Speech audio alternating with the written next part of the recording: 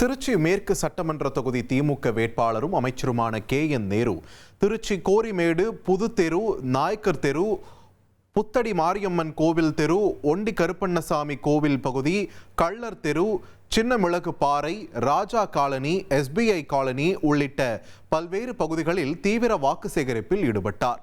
தேர்தல் பிரச்சாரத்தின் ஒரு பகுதியாக பொதுமக்களை நேரடியாக சந்தித்த அவர் தமிழக அரசின் சாதனைகள் மற்றும் தொகுதியில் மேற்கொள்ளப்பட்ட வளர்ச்சி திட்டங்களை விரிவாக எடுத்துரைத்தார்.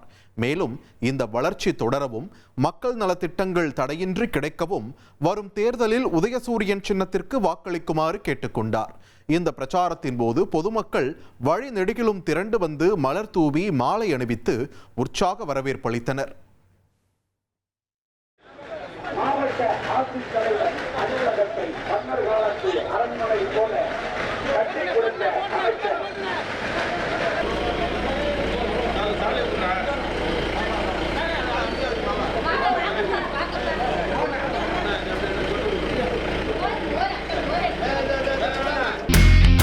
இனி செல்லும் இடமெல்லாம் செய்தி.